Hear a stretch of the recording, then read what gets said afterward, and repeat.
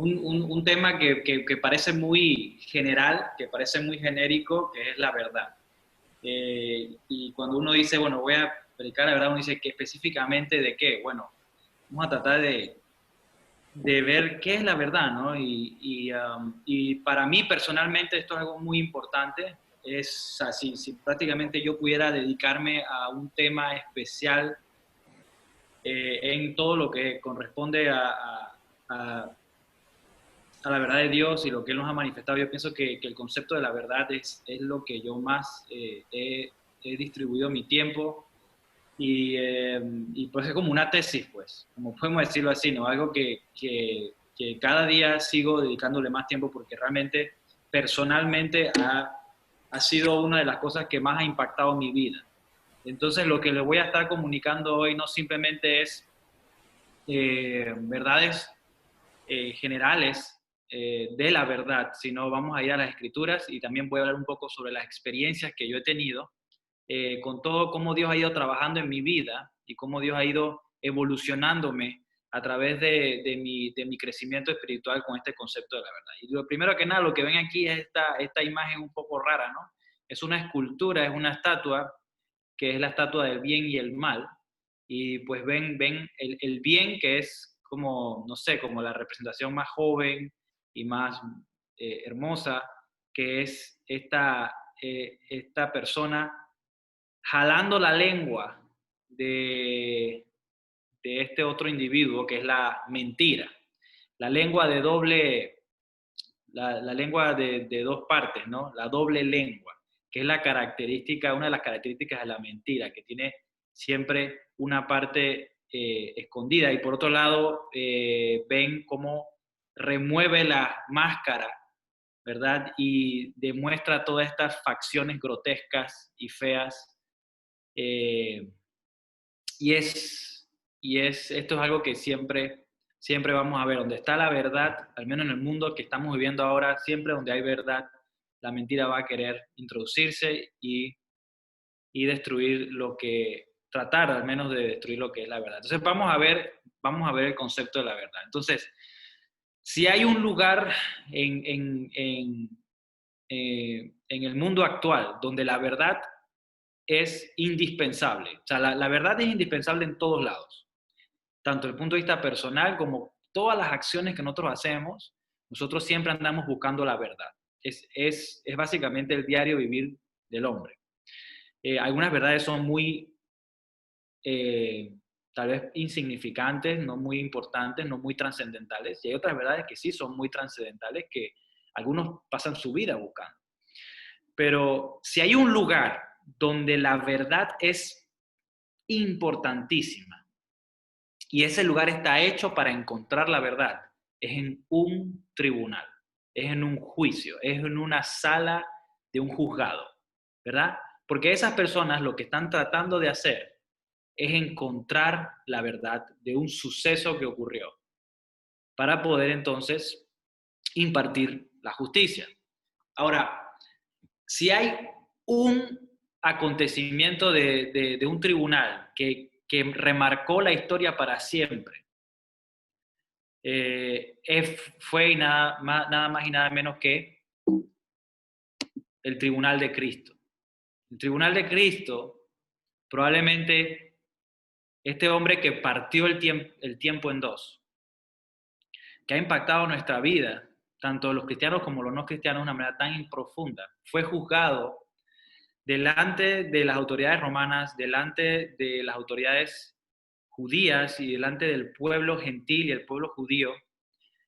Y este hombre que está allí con la bata blanca, es nada más y nada menos que Poncio Pilato, ¿no? Jesucristo es el que está ahí con la parte superior del cuerpo expuesta, con la corona, y ven cómo él está dirigiéndose hacia el pueblo y a la misma vez señalando a Jesús, diciendo esas famosas palabras: yo no encuentro, o probablemente estaba diciendo eso, o tal vez estaba diciendo: he aquí el hombre Jesús, he aquí el hombre Jesús. Y vemos allí a la esposa de Poncio Pilato un poco turbada, dándole la espalda al escenario por los sueños perturbantes que había tenido la noche anterior. Entonces vemos este escenario impresionante, ¿no? que Jesucristo está siendo juzgado, y me encanta la mirada de Jesucristo ahí, muy tranquilo, muy sereno, prácticamente entregado a la merced de sus juzgadores.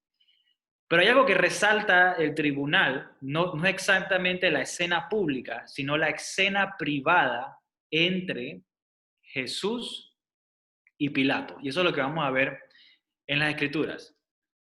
Si quieren pueden abrir su Biblia, o si quieren lo pueden ver aquí directamente en la pantalla. Lo puse para que lo podamos ir viendo paso a paso. Juan capítulo 18, versículo 33 al 38 dice lo siguiente.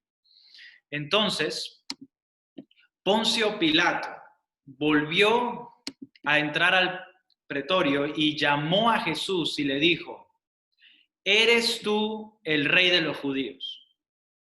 Y como Jesús, bien enterado de lo que es la clásica respuesta de un judío, ustedes saben que los judíos siempre responden con preguntas. Eso es algo típico de la cultura judía. Y entonces dice Jesús y le responde: ¿esto lo dices por tu cuenta o porque otros te lo han dicho de mí? Lo primero que Jesús hace delante de Poncio Pilato es que pone a Poncio Pilato en un dilema moral. ¿Eres tú realmente el que lo quieres saber? ¿O es simplemente lo que te han dicho de mí? Versículo 35, Poncio Pilato respondió: ¿acaso soy yo judío? Y a mí me llama la atención esta respuesta de Poncio Pilato, porque ¿a ustedes nunca les ha pasado que cuando ustedes tratan de tener una conversación sincera con alguien, cuando ustedes tratan de realmente llegar a un punto en la conversación con otra persona que tú sabes que va a tocar un nervio, que tú sabes que vas a exponer algo que esa persona probablemente no quiere que tú sepas? No sé si a usted le ha pasado que esa persona va a tratar de responder con otra pregunta, o trata de desviar la respuesta a la pregunta que usted le acaba de decir. Y eso es lo que yo siento que Pilato hizo aquí, ¿no? Como quieren decir: ¿acaso soy yo judío? ¿Quién soy yo para responder eso? Tu nación y los principales sacerdotes te entregaron a mí, yo que soy la autoridad, el representante de Roma imperial. ¿Qué has hecho? Y Jesús le respondió, dice: ok, mi reino no es de este mundo. Y si mi reino fuera de este mundo, entonces mis servidores pelearían para que yo no fuera entregado a los judíos. Mas ahora mi reino no es de aquí. Pilato entonces le dijo: así que tú eres rey.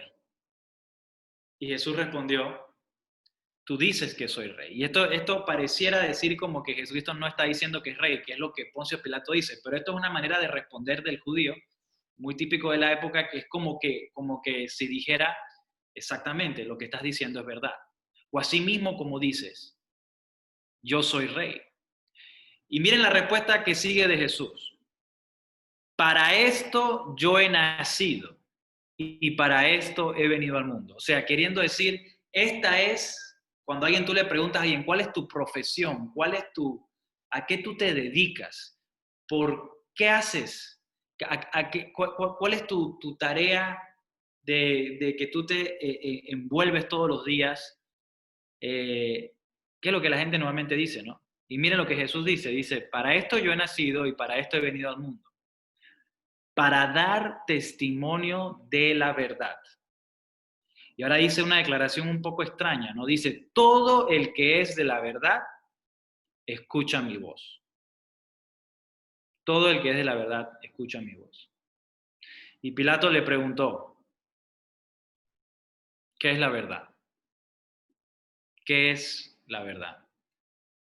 Yo me pongo a pensar, ¿cómo será que Poncio Pilato respondió eso? Poncio Pilato era un hombre muy cínico. ¿Será una respuesta cínica? ¿Será como diciendo: ¿qué es la verdad? Como que tú ni siquiera conoces el mundo, Jesús. Tú eres de Galilea. Ni siquiera has salido de Palestina y me vas a decir a mí lo que es la verdad. Yo vengo del centro de la civilización. Yo vengo de Roma. Tú ni siquiera conoces el mundo.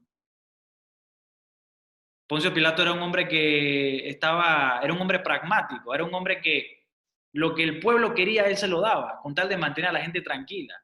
O si no, respondía de una manera violenta. de manera injusta y violenta contra las personas que lo llevaban hasta el colmo. Y vivía para satisfacer las necesidades del César. Así que cuando Poncio Pilato preguntó esto, ¿qué es la verdad? Yo me pongo a pensar, digo, ¿lo habrá dicho de una manera cínica? Quieren decir, ¿qué es verdad? ¿O lo habrá dicho sinceramente, oye, ¿qué será la verdad? Me pongo a pensar y a veces pienso que es más la primera, por la manera en que Poncio Pilato actuó después de esto.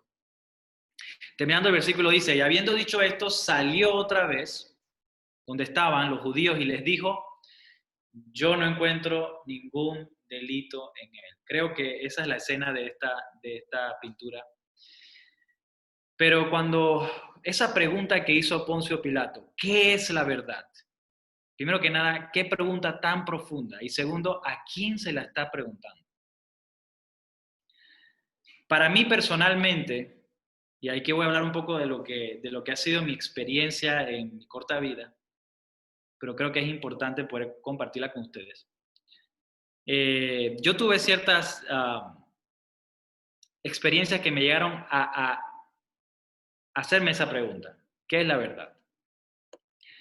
Eh, yo les voy a contar una experiencia que yo tuve cuando yo era estudiante de medicina. Yo acababa de terminar lo que era la,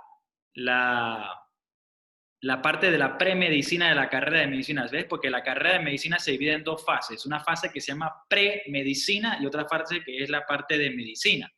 ¿En qué se diferencia esto? Bueno, la parte premédica es como todo lo que es teoría, todas las bases. Y la parte de premedicina, que es como la mitad de la carrera, es cuando tú comienzas a ir a los hospitales, a hacer rotaciones y es como la parte más emocionante, ¿no?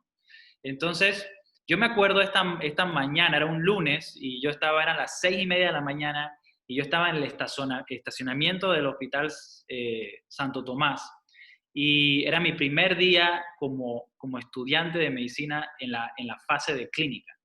Y yo dije, estoy listo. Yo me acuerdo que el pecho no me entraba en la bata, yo tenía o sea, estaba yo tan feliz y a la misma vez tan orgulloso que yo decía, este hospital me lo voy a comer, voy a llegar allá y yo voy a enseñarle a todo el mundo cómo es que se hace medicina y aquí la gente va a saber que todos estos años que me he estado preparando.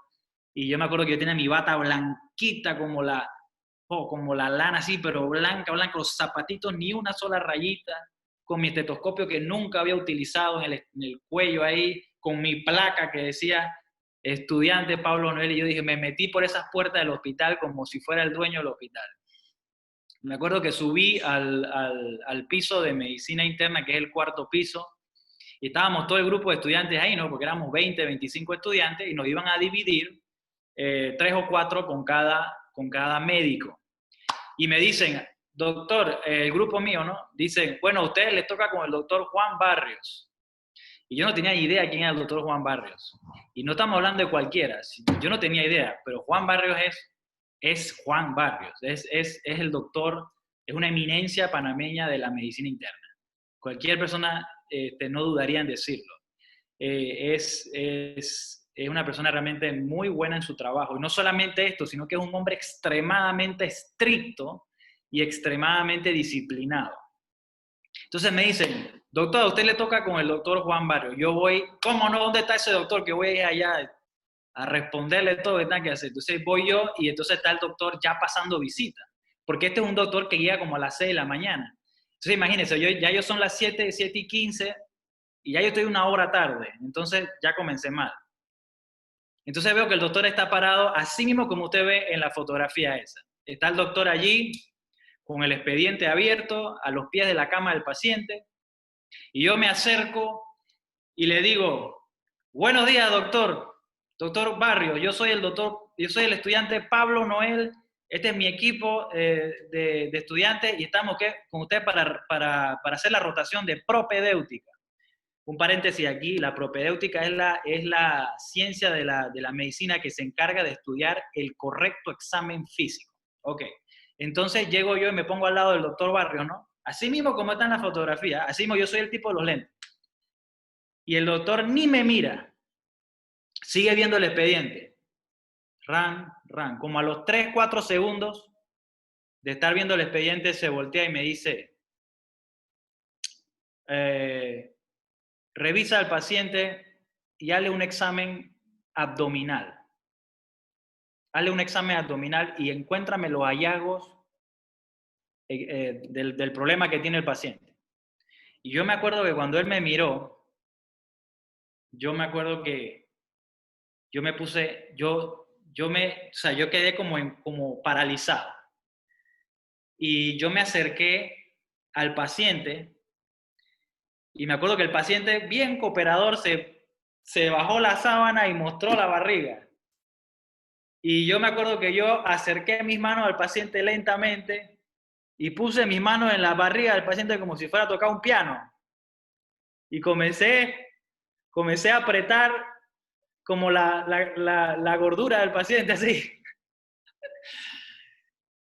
Y me quedé ahí como por 15 segundos. Yo no sabía qué es lo que yo tenía que hacer. Yo nada más miraba al paciente y el paciente se me quedaba mirando como que, ¿y este qué está haciendo? Entonces, y yo me quedaba así y yo comencé a sentir como yo estaba sudando frío. Y yo sentía como yo comenzaba a temblar y mi corazón comenzaba a latir bien rápido y me puse rojo. Y el doctor Barrios lo que comienza a hacer, me ve que estoy pasando esta desgracia, me ve que estoy en esta humillación. Y usted sabe lo que el doctor comienza a hacer, me comienza a hacer preguntas. Una tras otra, lentamente. ¿Qué es esto? ¿Qué es lo otro? ¿Cómo se hace esto? Me hizo como 10 a 12 preguntas. ¿Usted sabe cuántas yo le contesté? Ninguna. Delante de 8 o 10 médicos. Y yo veía que yo sentía que el tiempo era interminable. Y yo lo que quería hacer es que yo quería salir corriendo, quitarme toda esta bata y todo este estetoscopio, tirarlo a la basura, irme a mi casa, encerrarme y llorar todo el día. Y me acuerdo que el doctor se puso al lado mío porque es un caballero. Y el doctor me dice, permiso. Y comienza a hacer esto. Comienza a explicarme paso por paso cómo es el examen físico del paciente con el abdomen. Y ese día yo me di cuenta de una cosa. Yo me di cuenta de que el conocimiento es poder y que yo tenía que saber estas cosas, que yo me podía autoengañar muy fácilmente.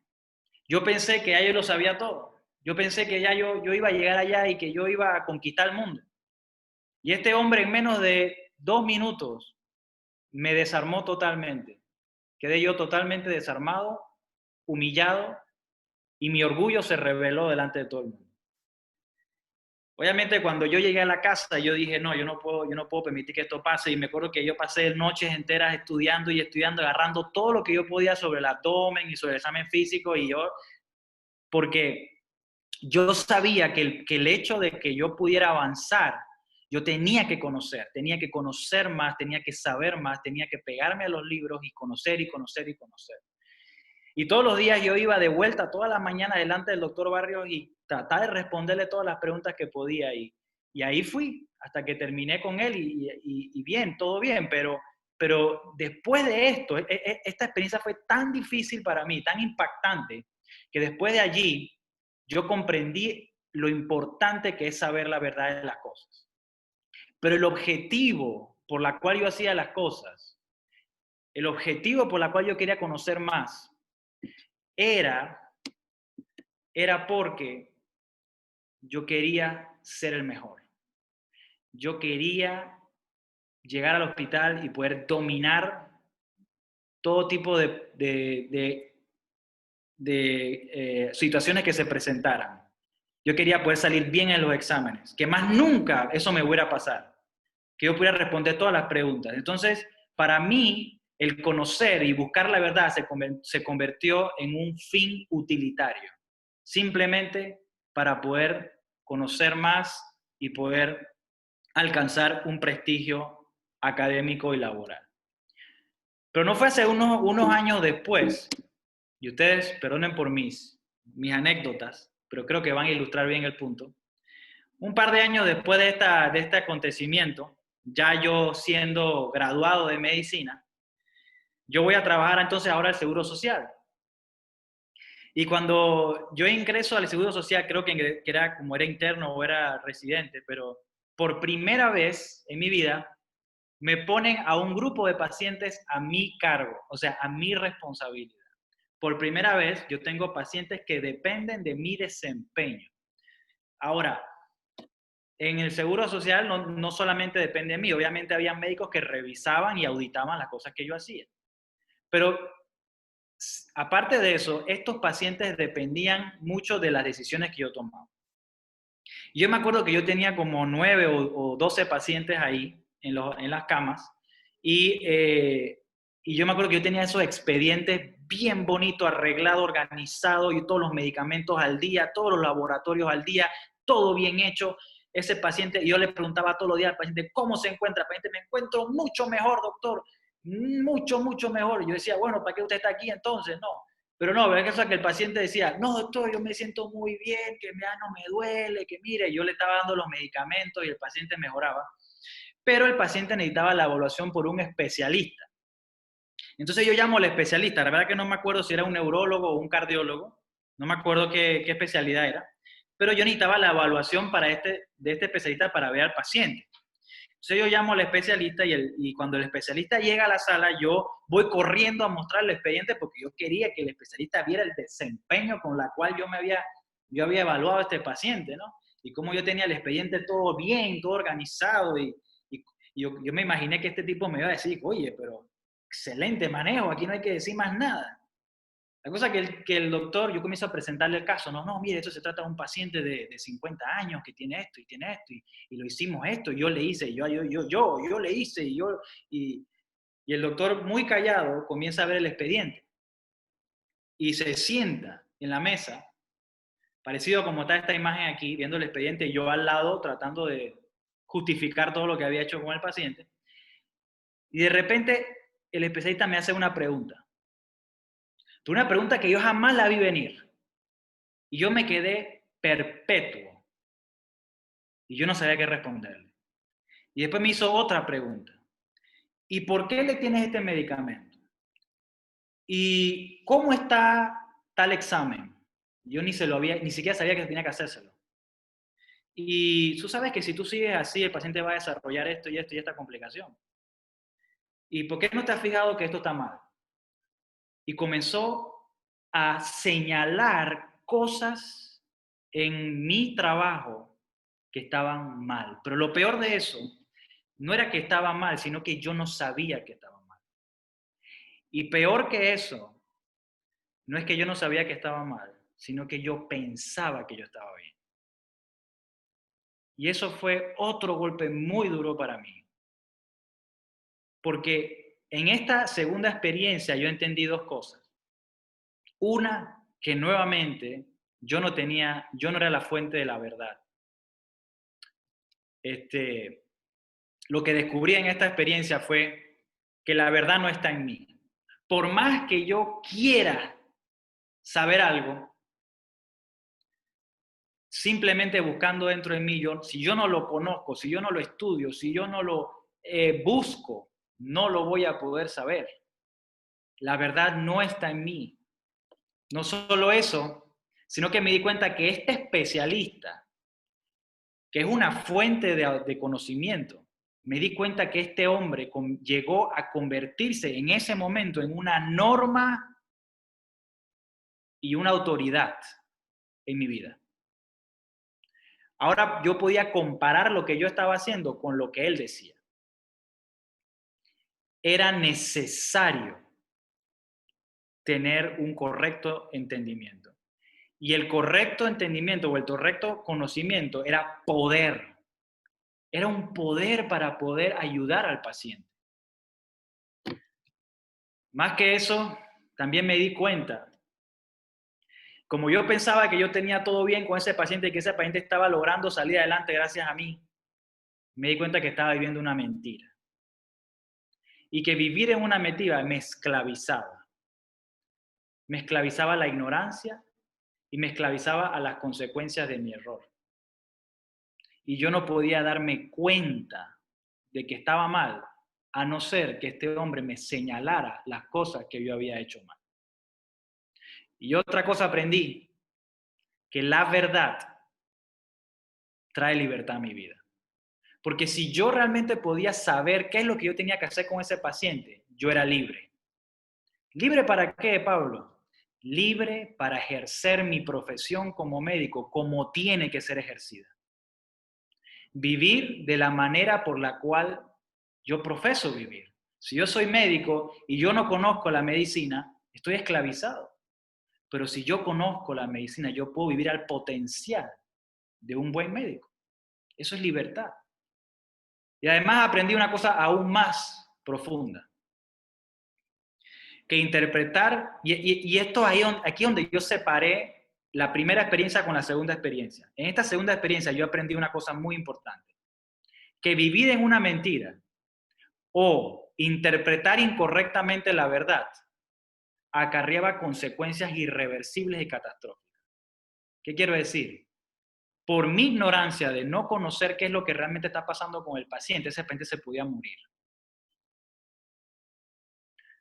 Y yo no lo sabía.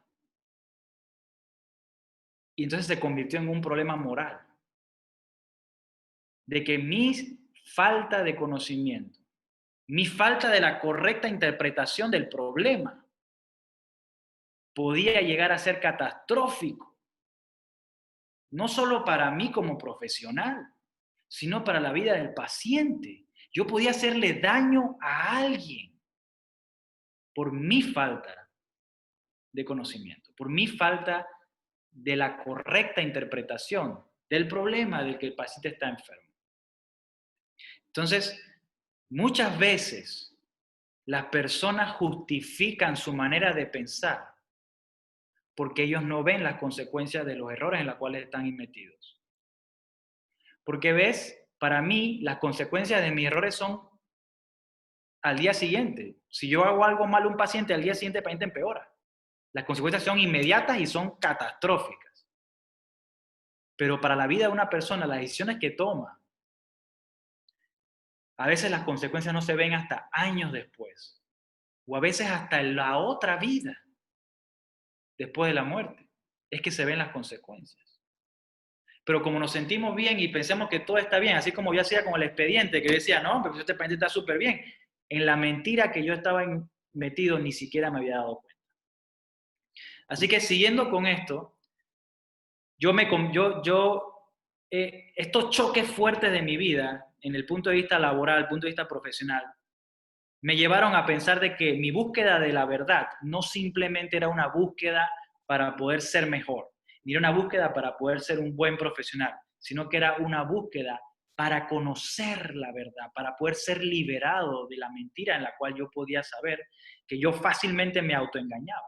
Entonces, cuando yo llegué a los pies de Cristo, cuando yo fui enfrentado con la verdad de la Biblia, para mí no fue un problema.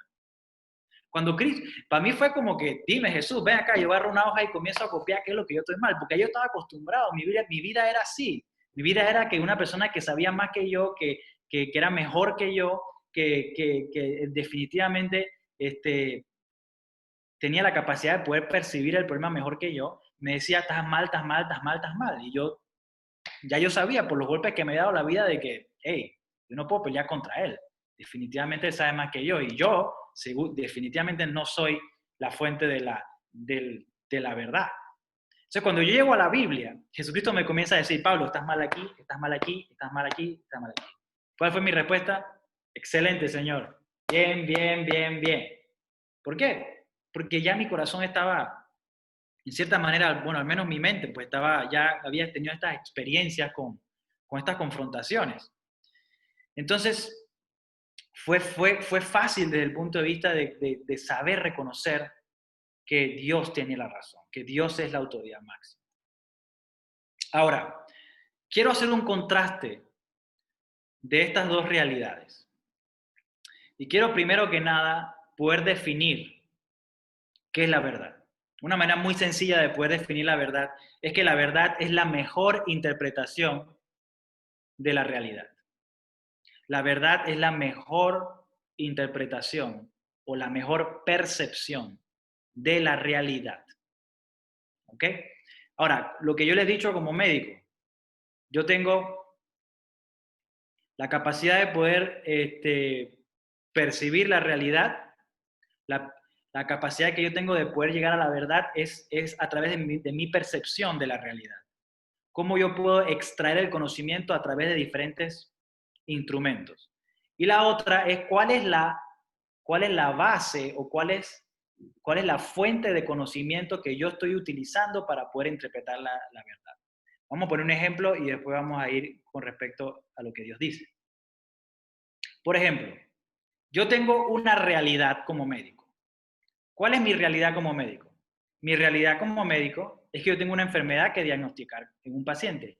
Yo me puedo dar cuenta que la realidad es que un paciente está enfermo, que ese paciente tiene algún problema. Ese paciente sufre de algo que lo tiene mal, ¿ok? Entonces, yo voy a acercarme a ese problema y voy a tratar de interpretar el problema de la mejor manera, así poder llegar a la verdad que es lo que está provocando ese paciente su enfermedad. Entonces, ¿cómo yo me acerco al paciente? Bueno, primero que nada nos acercamos al problema a través de nuestros 5 sentidos. ¿Cómo yo puedo percibir el problema del paciente? Yo escucho al paciente, el paciente me cuenta qué fue lo que le pasó. O yo veo, este paciente está sangrando, este paciente está hinchado, este paciente está, puedo ver cosas, está fracturado, etc.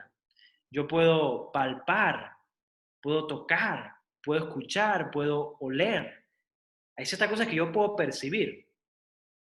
Obviamente con la correcta fuente de interpretación, un correcto libro de medicina, yo puedo a través de mis 5 sentidos captar una gran cantidad de información que me van a decir cuál es el problema de este paciente.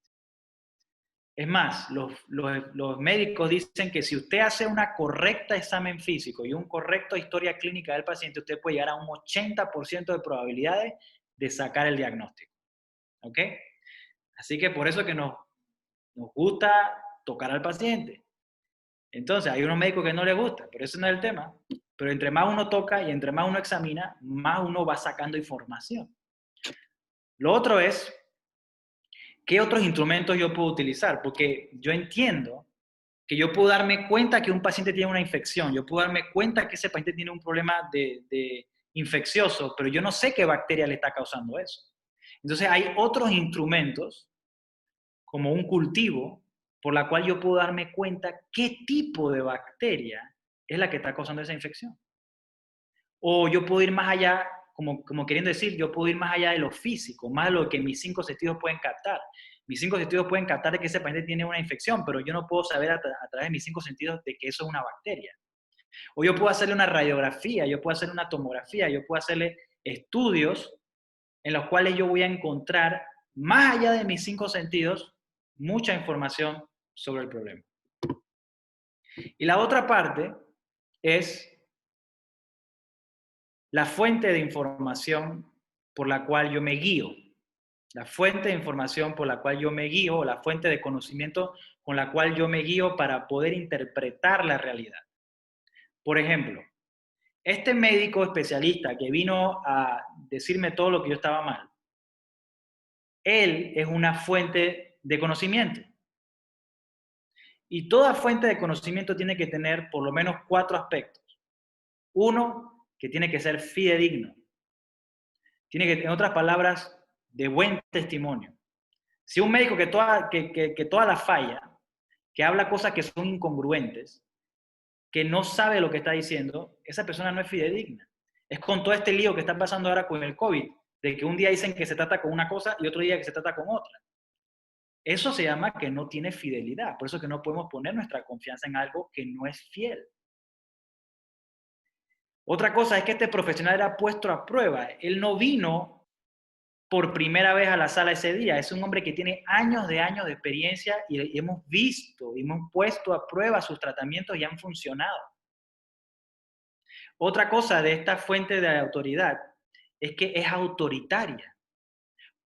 Tanto fue así que cuando él me dijo todas estas cosas, yo prácticamente le dije, doctor, dígame qué es lo que yo tengo que hacer, que yo lo hago. Dígame qué es lo que yo tengo que hacer, qué yo tengo que cambiar para que mi paciente esté bien.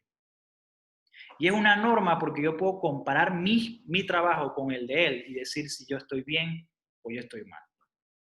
Y otra cosa que ya mencioné, pero es importante, es que una correcta autoridad de conocimiento no varía. No dice una cosa hoy y mañana dice otra totalmente diferente. Eso no es una buena fuente de verdad. Eso no es una buena fuente de conocimiento. Entonces, cuando nosotros vamos, por ejemplo, a lo que es tratar de responder las grandes interrogantes de la vida, las cosas que todo hombre se ha preguntado, de dónde vengo, a dónde voy, quién yo soy, quién es Dios, por qué yo estoy aquí, no se aleja mucho de esta fórmula que hemos hecho.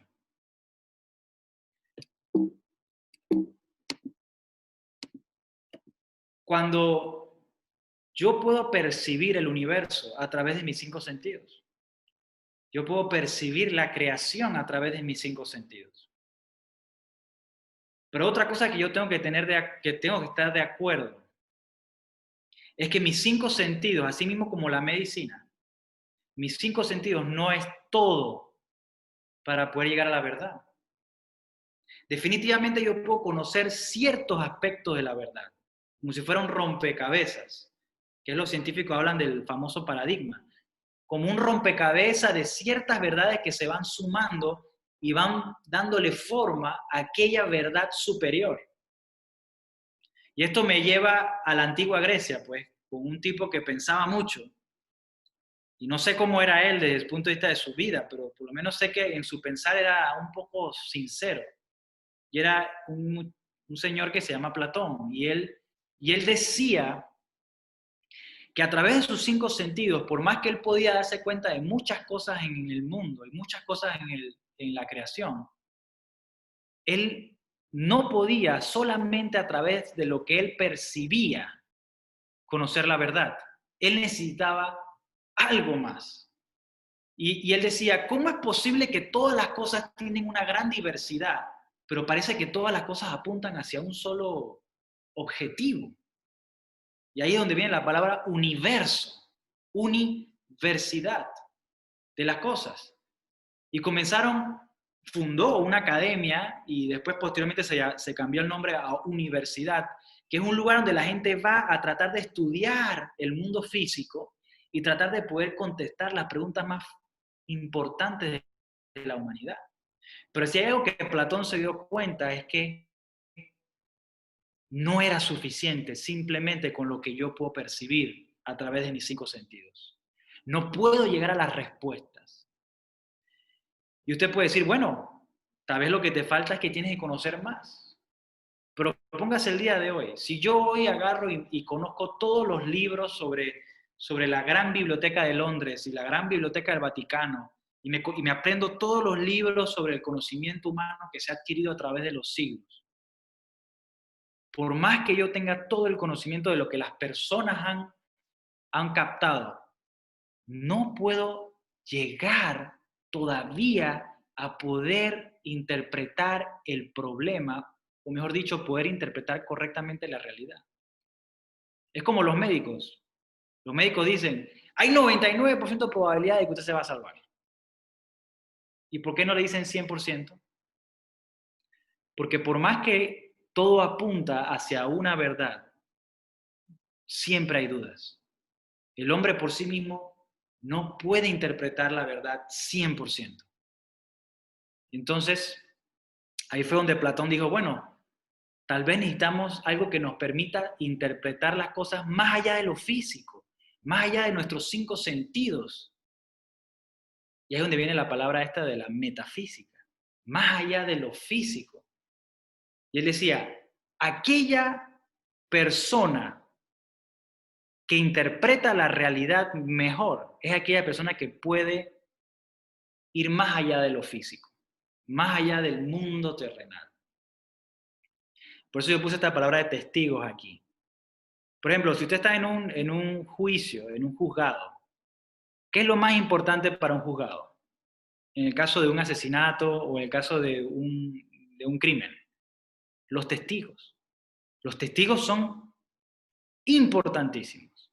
Pero dentro de los testigos usted va a encontrar de que hay testigos que escucharon, hay testigos que escucharon de otra persona, hay testigos que estaban viendo pero a 100 metros de distancia.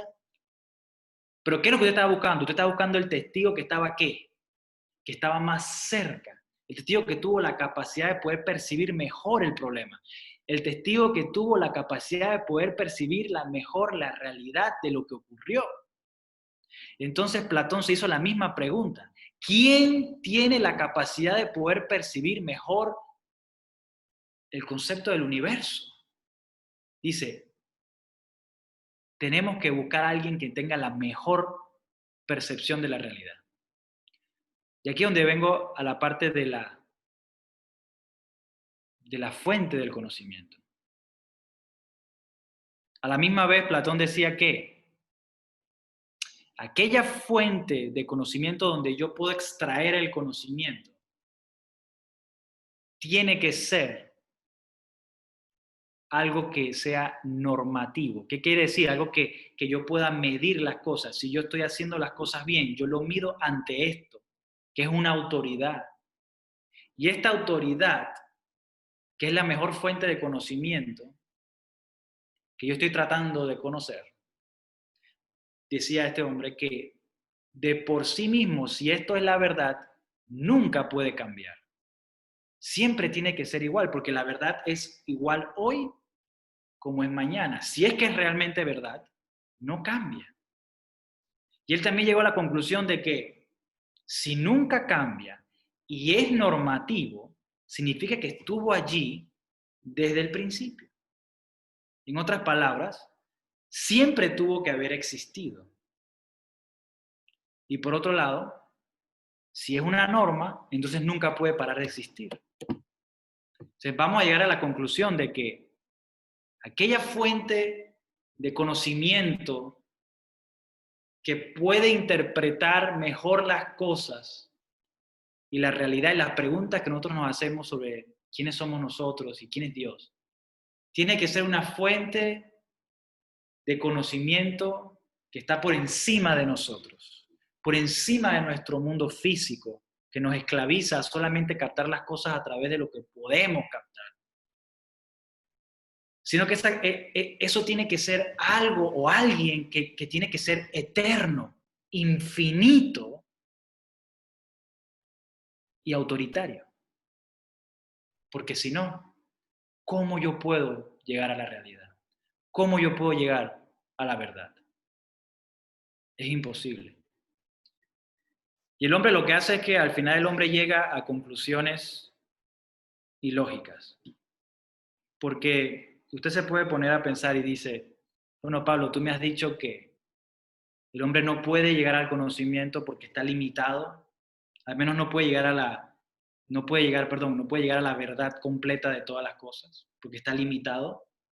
Necesita la ayuda de alguien, necesita la ayuda de alguien que esté más allá. No solo eso, sino que también aprendimos que el hombre fácilmente se puede autoengañar, pensando de que su interpretación de la verdad, a través de su limitada interpretación, es suficiente. Así como cuando yo pensé que ese paciente estaba bien, cuánto me faltaba todavía para realmente darme cuenta. Pero ¿cómo me iba a dar cuenta si no conocía las cosas?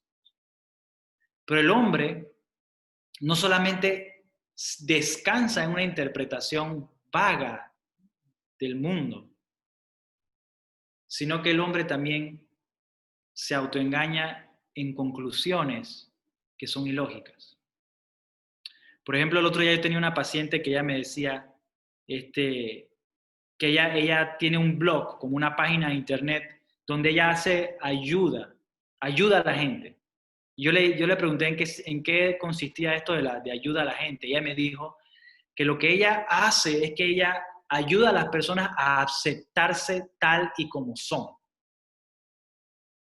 Y mi pregunta fue, ¿cómo tú sabes que esas personas tienen una correcta interpretación de cómo son ellos? ¿Y sabes qué fue lo que ella me respondió? Ella me respondió, porque son felices. Inmediatamente yo me fui a mi experiencia con el paciente y yo dije, yo pensé que yo estaba haciendo todo bien con ese paciente y yo pensé que yo era feliz porque yo estaba manejando mi paciente bien, pero qué perdido yo estaba. Cuando alguien vino con una mejor interpretación del problema, con una mejor interpretación de la realidad, con un mejor conocimiento que yo y me dijo, Pablo, estás mal aquí, aquí y aquí. Y yo le dije a ella, ¿qué forma tan destructiva del amor propio, que es la contraparte del amor propio, que es lo que tú estás profesando, ayudar a las personas? La contraparte significa dejar que una persona viva en una mentira. Es como si tú le dijeras a una persona que tiene cáncer y tú sabes que tiene cáncer, y que tú sabes que él se puede curar de cáncer si recibe tratamiento, y tú dejas que esa persona viva en la ignorancia, porque está feliz. Porque está feliz, entonces yo si está feliz y tiene todos sus deseos satisfechos y está todo bien, y está feliz con quien es, entonces yo mejor no le digo nada, porque yo quiero ayudarlo a que él se acepte tal y como es. Pero es que la forma que él se está viendo no es la correcta, está viviendo una mentira. Necesita a alguien que llegue y le diga, estás mal. Pero la cosa va mucho más profunda que allá, hermanos. El problema el problema no solamente es una corta interpretación de la verdad. No solamente es un autoengaño pensando que estamos en la verdad cuando estamos en la mentira. No solamente llegamos a conclusiones totalmente ridículas, como que que no existe una verdad absoluta y que todo es relativo. Sino que el problema, hermanos, el problema es un problema moral. ¿Por qué un hombre que ha dedicado su vida a la ciencia, a la búsqueda de la verdad, puede llegar a la conclusión de que el mundo viene de la nada? Una cosa que es contradictorio por sí mismo. ¿Ustedes saben por qué? Porque no quiere. Porque no quiere aceptar el hecho de que existe un Dios. Porque el momento en que él acepte esa realidad, él tendrá que someterse a eso. Y no lo va a hacer. Prefiere creer una mentira. Es como si yo le hubiera dicho a ese especialista, mira, a mí no me importa lo que tú estás diciendo del paciente, que yo estoy mal, yo voy a seguir tratando a mi paciente como yo quiero. ¿Qué ustedes creen que va a pasar allí? No solamente voy a matar a 2 o 3 personas, que eso me va a llevar a un problema grandísimo, sino que eso me va a llevar a mi autodestrucción. La mayoría de las personas viven su día a día pensando que por las ideas y las conclusiones que ellos han llegado sobre el mundo, eso no hay ninguna consecuencia, ellos pueden vivir como les da la gana. Siempre y cuando hasta que se te muere el paciente. Cuando se te muere el paciente, entonces es muy tarde. El hombre cree que puede vivir como él quiere hasta el momento que muere y está delante de la presencia de Dios. Pero entonces ya es muy tarde. La gran mayoría de las personas que van a ir al cielo, delante del juicio final de Dios, se van a dar cuenta que toda su vida se autoengañaron. El problema, como le dije, es un problema radical. Radical. Espérate. Ok. Es un problema radical. No simplemente el hombre no sabe, no simplemente el hombre no puede interpretar correctamente la realidad, no solamente el hombre se autoengaña, es que el hombre no quiere. Y miren lo que dice Juan capítulo 3, versículo 19-21, dice, y este es el juicio, que la luz vino al mundo y los hombres amaron más las tinieblas que la luz, pues sus acciones eran malas. Porque todo el que hace lo malo odia la luz y no viene a la luz para que sus acciones no sean expuestas. Solamente quiero decir algo aquí. Las cartas de Juan y Pablo normalmente van a utilizar la palabra luz y oscuridad sinónimo con verdad y mentira. ¿Verdad? Y muchas veces van a utilizar esos contrastes y cuando diciendo luz es que la verdad ha iluminado al mundo y las tinieblas es que prefieren la mentira. Pero miren la palabra que yo no sé si ustedes no lo vieron, pero esto es algo que a mí me saltó un día en la cara y me dio una cachetada. Miren el versículo 19.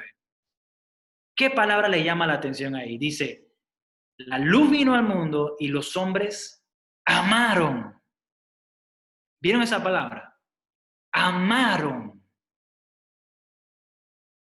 Es un problema del corazón, mi hermano. Es un problema radical, es un problema de la voluntad. Es un problema que va en lo más profundo del ser humano.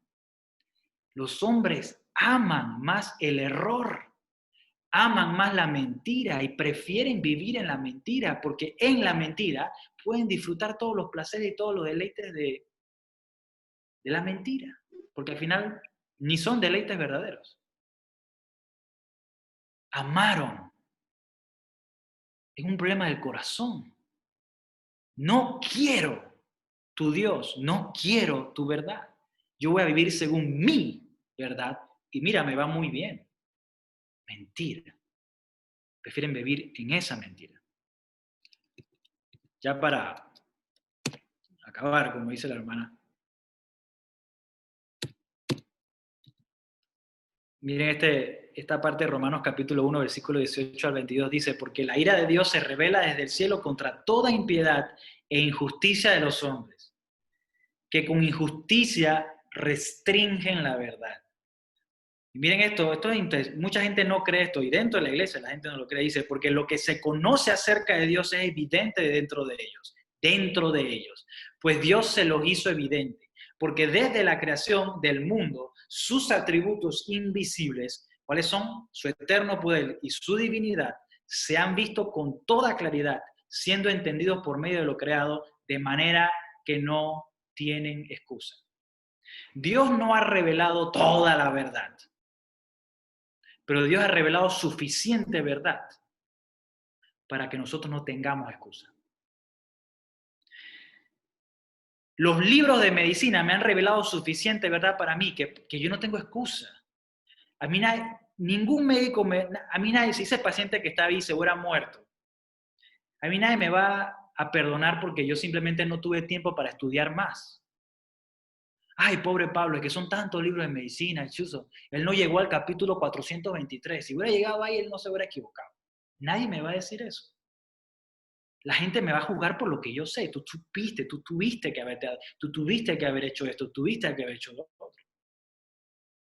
Pero peor que eso, este doctor vino y me dijo la verdad. Y yo confié en él. Pero los hombres, Dios le dice la verdad y lo rechazan. Restringen la verdad. Una pregunta importante, hermanos. ¿Algunos de ustedes alguna vez han restringido la verdad? ¿Alguna vez usted ha restringido la verdad de Dios? Yo sinceramente lo he hecho muchas veces. Yo creo que todos los hombres hemos restringido la verdad. Tal vez no hasta el punto de llegar a las conclusiones que llegaron posteriormente en estos versículos del capítulo. Pero hasta cierto punto todos hemos restringido la verdad de Dios. Cada vez que pecamos restringimos la verdad de Dios en nuestra vida. Todos estamos bajo la misma condenación. Pero gracias a Dios, este versículo 21 está allí. Gracias a Dios. Pero el que practica la verdad viene a la luz. Esto no quiere decir que una persona que practica las cosas justas y que toda mi vida vivió de una manera justa y que no le hizo daño a nadie, entonces esa es la persona que Dios salva. No. Eso no es, porque eso no es lo que enseña la Biblia. Lo que está diciendo allí es la persona que reconoce que cuando la luz, la verdad, es iluminada a su vida, él se da cuenta exactamente dónde está mal. Y se acerca a Dios. Le pongo nuevamente el ejemplo. Cuando este doctor, Chuzo, me sacó de mi ignorancia y reveló mi orgullo y reveló tantas cosas feas, mi respuesta, gracias a Dios, mi respuesta no fue como que, ¿quién eres tú para hablarme a mí? Yo también soy médico. No. Mi respuesta, ¿sabe cuál fue? Doctor, dígame qué es lo que tengo que hacer. Me siento muy mal por haber hecho esto. Dígame qué es lo que tengo que hacer. Usted dígame qué es lo que tengo que hacer, yo lo hago. Señáleme dónde está mal, dígame qué es lo que yo tengo que hacer, yo lo hago. Ahora, yo no estoy tratando de comparar nada más, pero así mismo es.